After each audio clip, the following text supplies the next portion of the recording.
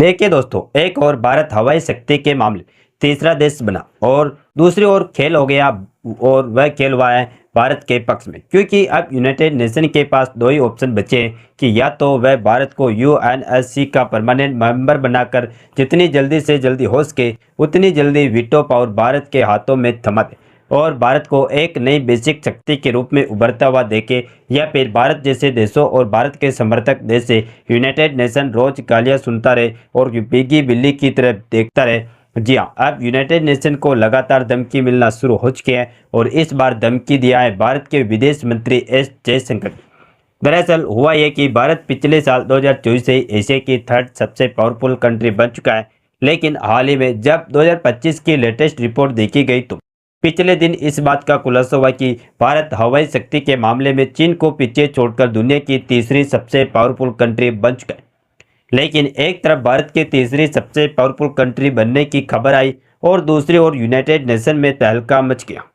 क्योंकि दूसरी ओर भारत को यूनाइटेड नेशन में परमानेंट मेंबर बनाने और वीटो पावर दिलाने की बहस पहले से चल रही थी। लेकिन अब जब दुनिया यह देख चुकी है कि भारत थर्ड पावरफुल कंट्री बन चुका है, तो भारत के विदेश मंत्री एस जयशंकर जी ने यूनाइटेड नेशन को धमकी देना शुरू कर दिया,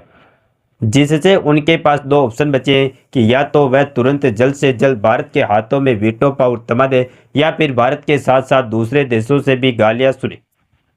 पूरी अपडेट क्या है इस वीडियो में समझते हैं। सबसे पहले आप सभी दोस्तों को दीपावली की बहुत बहुत हार्दिक शुभकामनाएं। नमस्कार दोस्तों, मैं राधेश्याम और आप देख रहे हैं KSR News 24। देखिए, दुनिया भर के देशों द्वारा समर्थन मिलने के बाद आपको जानकर हैरानी होगी कि अभी तक भारत को यूएनएससी का परमानेंट मेंबर ना तो बनाया गया और ना ही वीटो पावर भारत के हाथों में दी गई। दरअसल वीटो पावर का मतलब होता है अधिकारी किसी प्रस्ताव को रोकने का, यानी अगर कोई व्यक्ति या देश किसी निर्णय को रोकना चाहे तो वह इसे नहीं कहकर ब्लॉक कर सकता है। दरअसल यह सब ज़्यादा इस्तेमाल होता है संयुक्त राष्ट्र यानी यूएन में, खासकर सिक्योरिटी काउंसिलिंग में। अगर देखा जाए तो संयुक्त राष्ट्र की सिक्योरिटी काउंसिलिंग के 5 स्थायी सदस्य देश हैं, जिसमें भारत को छोड़कर चीन, अमेरिका, रूस, यूनाइटेड किंगडम और फ्रांस के पास ही यह अधिकार। इसका मतलब ये कि इनमें से कोई भी देश अगर किसी प्रस्ताव के खिलाफ वोट करता है तो वह प्रस्ताव भारत पास नहीं हो सकता। लेकिन अभी तक भारत के पास ऐसी कोई पावर है ही नहीं जो इसी तरीके के प्रस्ताव को रोक सके, यानी कि अगर कोई प्रस्ताव भारत के खिलाफ भी आ रहा है तो चाहकर भी यूनाइटेड नेशन के प्रस्ताव को नहीं रोक सकता। और इसीलिए वीटो पावर बहुत ही महत्वपूर्ण है, क्योंकि इससे महाशक्तियाँ किसी निर्णय को रोक नहीं सकती, चाहे बाकी सदस्य उससे सहमत क्यों ना हो। यही वजह है कि कभी कभी यूएन में बड़े फैसले लटक जाते हैं। साथ ही ये सिर्फ रोकने के लिए है, इसका मतलब यह नहीं कि वीटो वाला देश खुद निर्णय को बदल सकता है, बस प्रस्ताव को पास होने से रोक देते हैं। और वाकई में यही ताकत तो है जो भारत को चाहिए, क्योंकि कई ऐसे प्रस्ताव हैं जिससे भारत का नुकसान होता है लेकिन चीन का, अमेरिका का और बाकी के देश का फायदा होता है, तो उससे प्रस्ताव को पास कर दिया जाता है।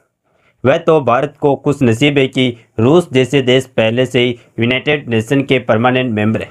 तो ज़्यादातर यही होता है कि भारत के खिलाफ कोई प्रस्ताव नहीं आ पाता है। लेकिन एक पल के लिए आप सोच कर देखिए कि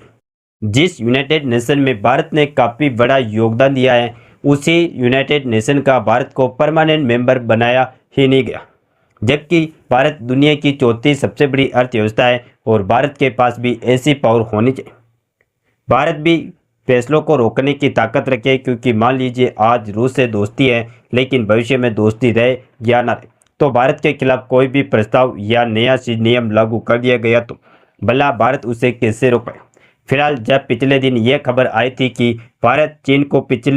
पीछे छोड़कर हवाई शक्ति के मामले में तीसरा पावरफुल कंट्री बन चुका है, तो वही दूसरी ओर भारत के विदेश मंत्री एस जयशंकर जी ने यूनाइटेड नेशन को ऐसी धमकी दी कि एक बार फिर से यूनाइटेड नेशन में तहलका मच गया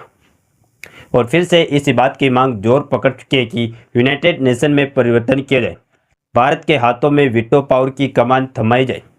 असल में भारत के विदेश मंत्री एस जयशंकर जी ने हाल ही में एक साइक चेतावनी दी कि क्योंकि उन्होंने कहा कि अगर संयुक्त राष्ट्र में तत्काल सुधार नहीं हुआ तो यह संगठन बर्बाद हो सकता है। दरअसल यूएन एक्ट 1945 की आवश्यकताओं को दर्शाता है, जबकि दुनिया 2025 में बिल्कुल अलग हुई और इसीलिए समय आ गया कि सुरक्षा परिषद और अन्य संस्थाओं में बदलाव लाया जाए ताकि वैश्विक चुनौतियों का सही समाधान मिल सके। इसके अलावा जयशंकर ने स्पष्ट किया कि समय नष्ट करने का कोई विकल्प नहीं, क्योंकि अगर संगठन ने 2025 की आवश्यकताओं के अनुसार कदम नहीं उठाया तो वैश्विक संकट और संघर्ष बढ़ सकते हैं। और कमाल की बात देखिए कि जयशंकर ने मौके का फायदा उठाते हुए धमकी दिया, वह भी ऐसे समय जब दुनिया भर में यह खबर फैल चुकी थी कि भारत चीन को पछाड़कर हवाई शक्ति के मामले में दुनिया का तीसरा देश बन चुका है। और यही कारण है कि एक और जयशंकर जी ने मौके का फायदा उठाया, यूनाइटेड नेशन को धमकाना शुरू किया तो सभी देश भारत के पक्ष में खड़े हुए और डिमांड इसी बात की है कि सबसे पहले तो भारत को ही परमानेंट मेंबर बनाया जाए और वीटो पावर की कमान थमाई जाए। लेकिन फिलहाल में इस चीज़ को लेकर तो डिमांड पहले से ही थी और भारत भी कोशिश कर रहा था कि भारत भी यूनाइटेड नेशन का परमानेंट मेंबर बने, जहां भारत को वीटो पावर मिलनी चाहिए। इस मुद्दे पर हाल ही में कई देशों ने समर्थन जताया, विशेष रूप से ब्रिक्स देशों में ब्राजील, रूस, भारत, चीन और दक्षिणी अफ्रीका ने संयुक्त राष्ट्र सुरक्षा परिषद यूएनएससी में व्यापक सुधार की आवश्यकताओं पर बल दिया ताकि यह अधिक लोकतांत्रिक, प्रतिनिधि और प्रभावी बने। इन देशों ने विकासशील देशों की उचित प्रतिनिधित्व की आवश्यकता की बात की, जिसमें भारत का स्थायी सदस्यता प्राप्त करना शामिल है। इसके अलावा रूस ने भी भारत की स्थायी सदस्यता के लिए समर्थन दोहराया है। रूस के विदेश मंत्री सर्गेई लावरोव ने संयुक्त राष्ट्र महासभा के 80वें सत्र में ब्रिक्स में सुधार की आवश्यकता पर जोर दिया, जिसमें भारत की स्थायी सदस्यता का समर्थन शामिल है। अमेरिका ने भी भारत, जर्मनी और जापान के लिए स्थायी ब्रिक्स सीटों के समर्थन की बात की। अमेरिकी विदेश मंत्री एंटनी ब्लिंकन ने कहा कि अमेरिका लंबे समय से इन देशों के लिए स्थायी वीटो के समर्थन में। हालांकि चीन ने भारत की स्थायी सदस्यता का समर्थन किया, लेकिन इसके साथ ही उसने जापान की सदस्यता का विरोध भी किया। इसीलिए चीन का समर्थन शर्तों के अधीन है और इसीलिए अब समय आ गया कि भारत को संयुक्त राष्ट्र का स्थायी सदस्यता और वीटो पावर मिलनी चाहिए, क्योंकि इससे देश अपनी सुरक्षा और वैश्विक हितों को और मजबूत कर सकेगा। वही ब्रिक्स देशों और अन्य समर्थक देशों ने भारत के पक्ष में समर्थन जताया और यही वजह है कि आप पूरे विश्व का ध्यान भारत पर है। तो दोस्तों, आप भी इस महत्वपूर्ण मुद्दे को समझिए और भारत के पक्ष में खड़े रहिए और इस वीडियो को एक लाइक करके अपने दोस्तों तक शेयर जरूर करें ताकि उन्हें भी जानकारी मिल सके। इसी तरह और भी नॉलेजेबल वीडियो देखने के लिए हमारे चैनल के SR न्यूज को सब्सक्राइब करके बेल आइकन को ऑल पर जरूर सेलेक्ट करें। जय श्री राम, जय जय भारत।